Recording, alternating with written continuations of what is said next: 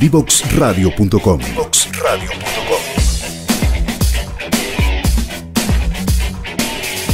Conversaciones que simplifican lo complejo.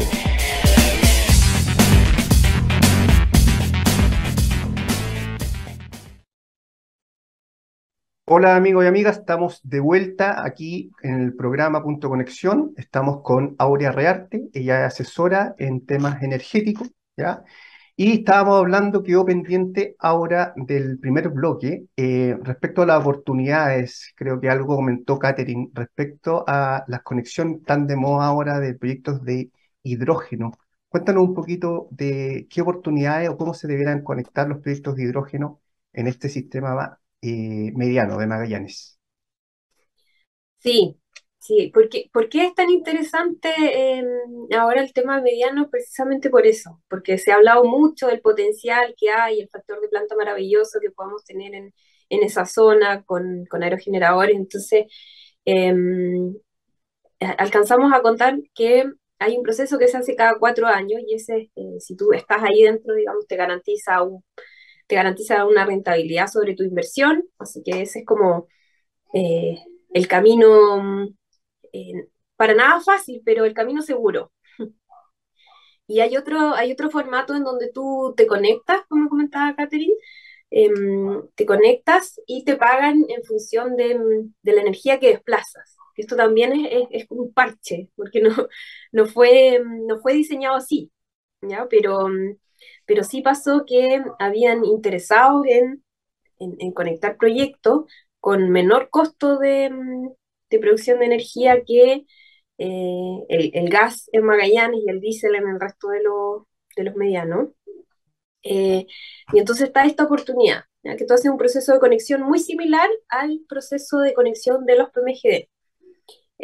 Muy similar porque, porque en realidad se tomó esa idea para escribirla acá como algo que funciona. O sea, podemos tener hartos comentarios respecto a ese proceso, pero sabemos que funciona. Eh, entonces, ahí está el espacio. Ahora, cualquier proyecto de hidrógeno en general, eh, yo al menos no he visto de menos de los cientos de megas. Y en Magallanes tenemos una demanda bajita. Entonces, ahí hay que, hay que balancear qué es qué es lo que se va a hacer con la energía.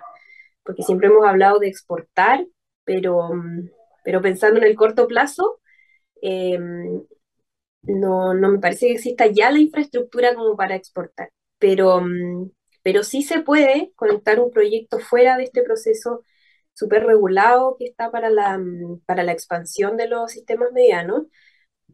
Y es un proceso que ya ha funcionado. Los resultados también por parte de quienes han conectado proyectos en esta modalidad es que, ok. Y también se creó la institucionalidad porque antes había un propietario de todo, entonces se creó la institucionalidad para que este segundo agente que llegara tuviera espacios como para evaluar la operación y para ver que se esté haciendo el despacho sin privilegiar alguna de las partes. Eh, Así que con eso nos quedamos tranquilos o yo me quedo tranquila de que explicamos todo y que las oportunidades existen y, y tenemos que buscarlas, porque lo que sí tienen muy malo en general los sistemas medianos y aislados, están muy cargados a la parte diésel y a la parte fósil, digamos, si no es gases diésel, y estando en muchas zonas de mucho viento o de sol, o incluso cerca eh, de un recurso hídrico, pero claro, sabemos que ahí también hay otras dificultades. Pero de todas maneras existe esa posibilidad de limpiar también esa matriz, nos quedamos mucho en el CEN y estamos en otros lados también perjudicando perjudicando el aire que respiran con el diésel, ¿ya? No solo pensando en las emisiones globales, sino que localmente es un perjuicio para esa población. Sí, sí, de todas maneras. Encuentro muy buena tu reflexión porque en el fondo cuando hablamos de fosilizar la matriz energética, estamos incluyendo toda la generación eléctrica o energética o estamos hablando solo del sistema interconectado central. Entonces ahí es súper bueno plantear esa pregunta. Ahora nos vamos a ir al otro tema, que es los recursos energéticos distribuidos. Y en ese sentido, ¿cómo ves tú, Aura, el aporte de los recursos energéticos distribuidos en la transición energética y asociado también a cómo se maneja la distribución hoy día?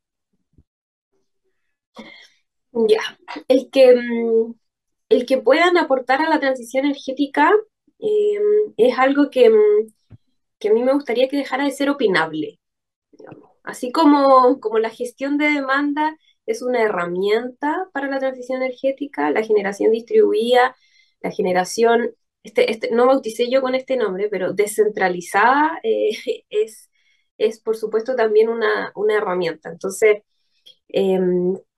¿y por qué? Precisamente sabemos que es necesario tener más generación renovable, y muchos, una cantidad muy, muy importante. Sabemos además que necesitamos mayores líneas de transmisión, no solo para poder mover esta generación desde un punto a otro, sino que también para darle más resiliencia al sistema. Entonces, va como por esos dos lados. Eh, y la generación descentralizada se ve como una reducción de los consumos. Yo creo que esa es no está incorporada en todos los procesos, de hecho en casi ninguno, pero así es como se ha visto en otros lugares del mundo. Y, y cualquier reducción de demanda es también una herramienta para la transición energética. Entonces, podemos verlo de la forma que más nos acomode, como que disminuye la demanda, como que hace un aporte porque está cerca de los centros de consumo, o sea, cada quien puede integrarlo en su discurso según la necesidad que vea que más tiene el sistema. ¿No? Pero lo que tenemos que dejar de conversar es si es realmente un aporte o no, porque claramente lo es. Y en la medida que se den los incentivos hacia las personas, entonces vamos a tener, además de esta herramienta, vamos a tener una herramienta flexible. Hoy día no es algo demasiado, no es realmente una herramienta de flexibilidad porque tenemos generación solar, o sea, el 99,9% de la generación, como en el net billing, sí, 99,9%, en temas de PMGD ya se va a ir acercando cada vez más ese número. Pero sabemos que no es muy gestionable el recurso sin almacenamiento y sin gestión de demanda, porque si lográramos poner los incentivos tal que los consumos de las personas o de alguna industria en particular se moviera hacia el horario solar, también tendríamos algo. Pero eso es como hoy día la falta de incentivos a la gestión de demandas está en distribución y también en transmisión.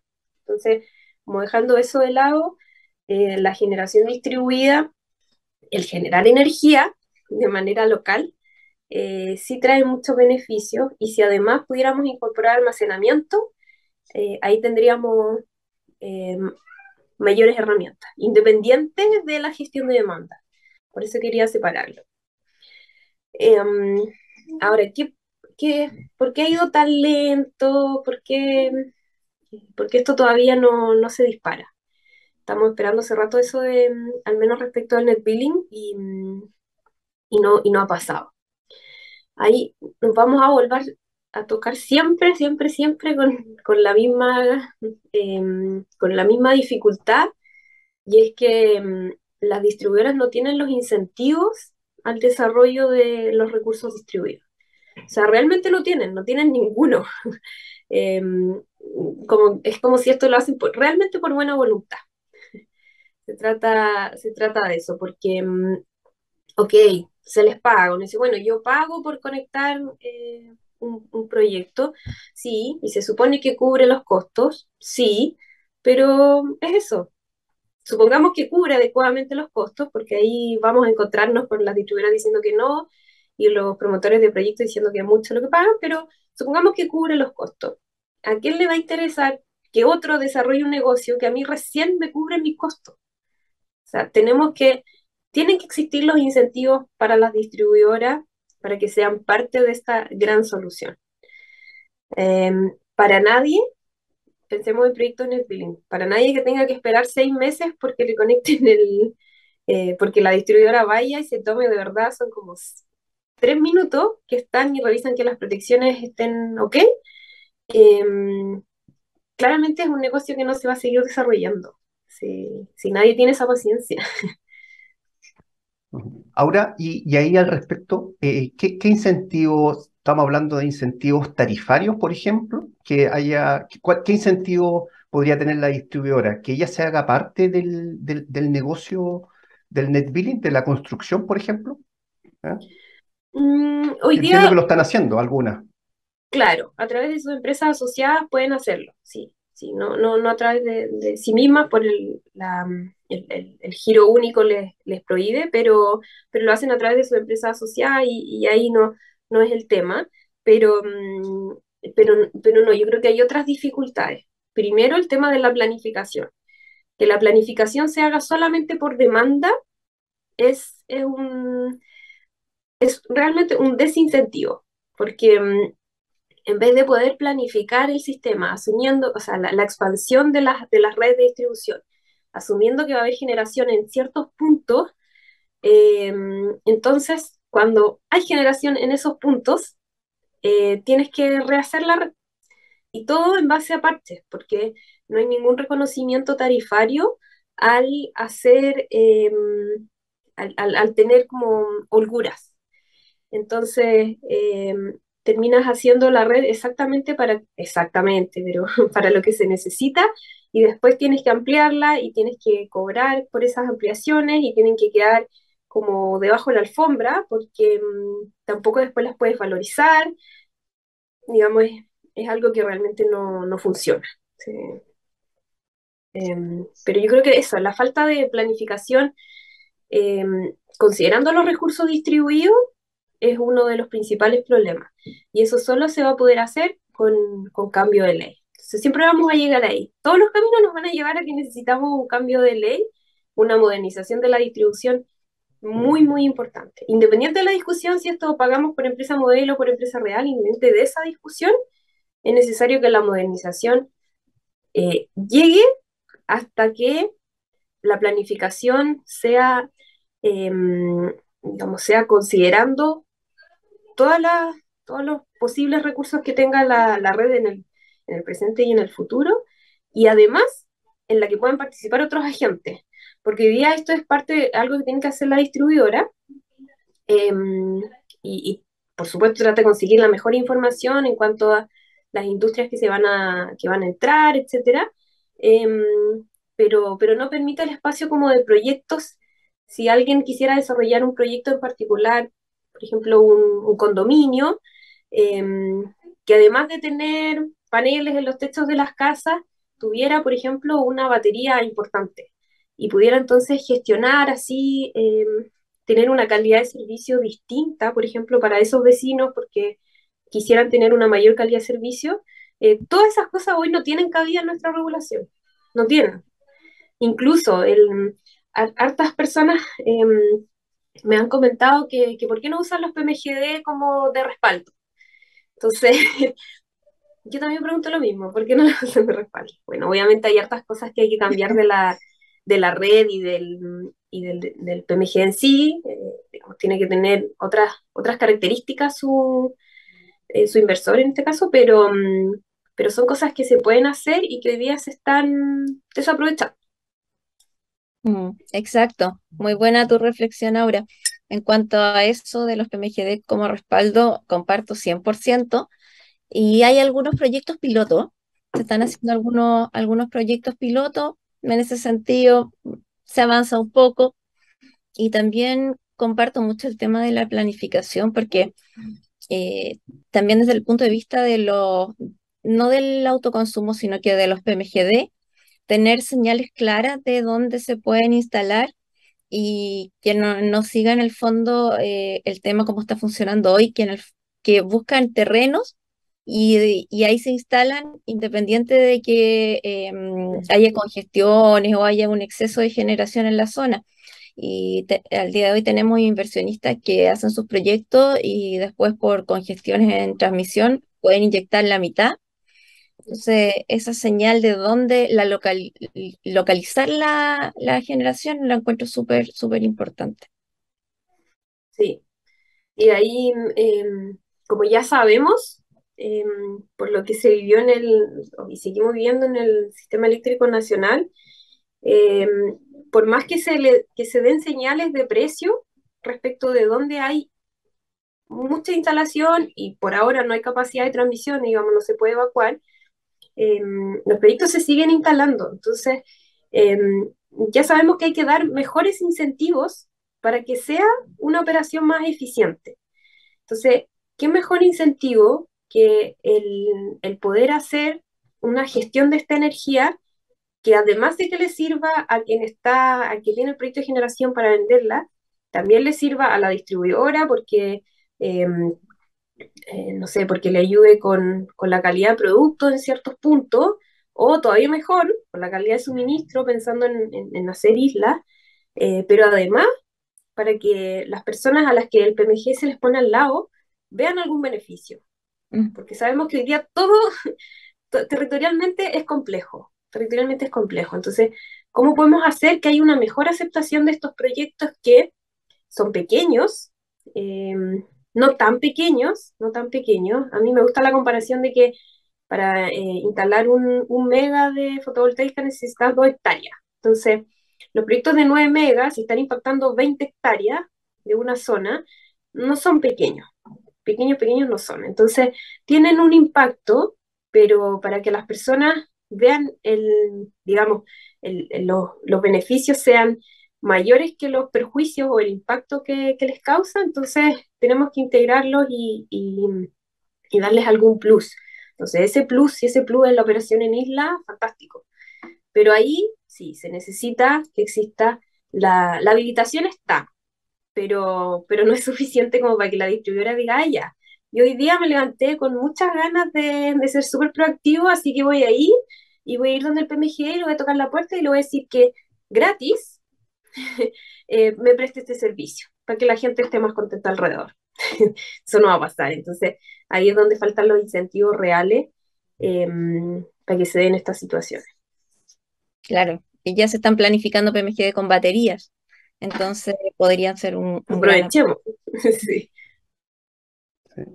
Ahora yo quería hacerte una pequeña pregunta, a ver si no sé, ojalá que sea pequeña, no sé si es tan fácil, pero ¿cuál crees tú que ha sido el incentivo o el aparente el problema que ha causado, si es que ha causado alguno, la estabilización de tarifas? ¿Tiene algún perjuicio o algún beneficio que se hayan estabilizado las tarifas, que se hayan congelado, por ejemplo, hace 2 años? ¿Eso causa algún problema, alguna señal para el net billing, por ejemplo, o para la generación distribuida? Súper, súper buena tu pregunta.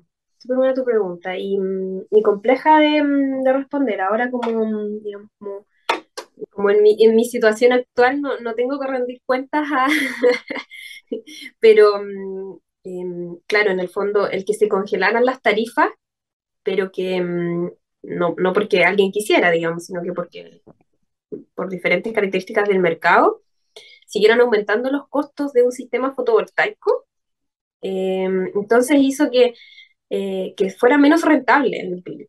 Así eso pasó, porque la tarifa congelada y todo subía, todo subía, y la tarifa congelada. Entonces, el proyecto que era rentable en X tiempo ahora era X y un poquito más. ¿Ya? Todavía, todavía con los números actuales, todavía es rentable, pero sí, hubiese sido un problema que la tarifa hubiese seguido congelada eternamente.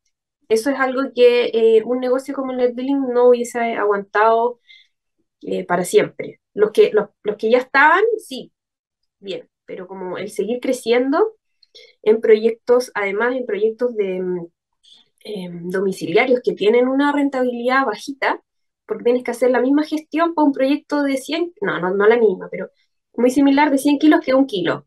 Y obviamente ganas mucho menos y entonces sí, la tarifa congelada era un tema. Y de hecho, yo me acuerdo y dije, pero ¿por qué no está en todos lados una propaganda que diga, oye, las tarifas de los clientes industriales desde el 2023 van a aumentar en un 40%? ¿por qué no están como locos los vendedores de NetBilling diciéndole a todas las industrias, onda, esto va a ser pero demasiado rentable? Y bueno, al poco tiempo empezaron a salir algunas empresas que efectivamente decían, protégete del alza de tarifas. Pero bien, o sea, eso debió haber sido, creo yo, una iniciativa no solo de un par de empresas que se les ocurrió, sino que desde el mismo gobierno, ¿cierto? Eh, el primer proyecto de ley para este PEC 2 tenía unos incentivos a la eficiencia, pero claro, no fue algo que se conversó porque, como en muchas de estas discusiones, hay mucho de política y poco de cálculo.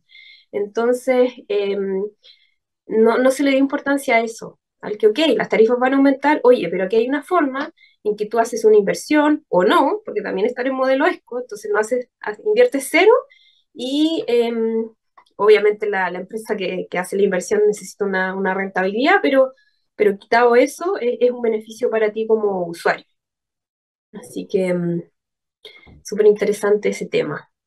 Sí, no, muy relevante. Yo creo que ahora se va a activar con el PEC 2 y sobre todo los grandes consumos donde todavía está pendiente lo que dices tú, Aura, de alguna manera dar una señal de que políticamente no es muy bueno decir que los precios van a subir y van a seguir subiendo, pero ahí se genera también una oportunidad para estos proyectos de distribuido y de net billing. Yo creo que se debiera Sí. potenciar mucho más ese aspecto. Así que, Katy, Aura, se nos fue el segundo bloque de entrevista Volando. volando, ¿sí? Agradecer tu tiempo, tus conocimientos, Aurea, por haber compartido unos temas que no se hablan mucho, sistemas medianos, sistemas aislados y estos sistemas distribuidos. Así que agradecer, Katy, para cerrar con Aura. Muchas gracias, Aura. ¿Sí? Muchas Muchas gracias gracias, a Aura. ustedes por la invitación, el tiempo también, y sí, pues, aprovechemos de conversar de esto y ojalá sirva. Eso es como, al menos conversábamos antes de qué podemos decir. Bueno, digamos cosas que permitan que sigamos avanzando en la transición energética. Exacto. Sí, eso es un gran aporte. Muchas gracias, Aura. Muchas gracias, Que Aura. estén Amigos, bien. vamos a la última pausa y volvemos con Katy. Chao, Aura. Conoce toda nuestra programación en www.divoxradio.com.